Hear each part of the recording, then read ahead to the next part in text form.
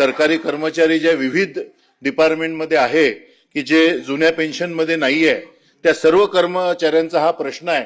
त्यांचे अजून सुद्धा डीसीपीएसचं क्लोजिंग झालेलं नाही.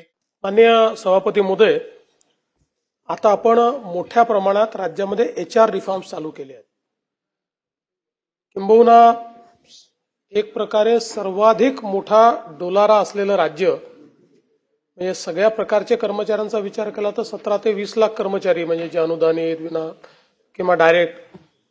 पण आपल्याकडे एकूणच HR म्हणून कुठलीच व्यवस्था या ठिकाणी आपण इतक्या वर्षात उभी केली नाही. म्हणजे मागच्या काळात मीही मुख्यमंत्री होतो तेव्हाही नाही केली.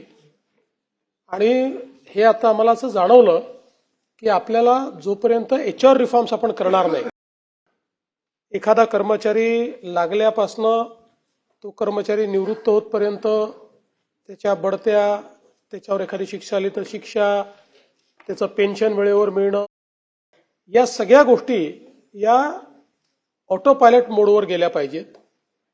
या दृष्टीनं म्हणजे असं मला या ठिकाणी सांगितलं पाहिजे की एक साधारणपणे आम्ही ज्यावेळेस आढावा घेतला त्यावेळेस असं लक्षात आलं की वेगवेगळ्या कारणाने हजारो कर्मचाऱ्यांचे प्रमोशन्सच झालेले नाहीत. 7-7, 8-8, 10-10 वर्ष प्रमोशन्स होत नाहीत आपल्याकडे. तर आता कम्प्लीट HR रिफॉर्म्स आपण सुरू केलेले आहेत.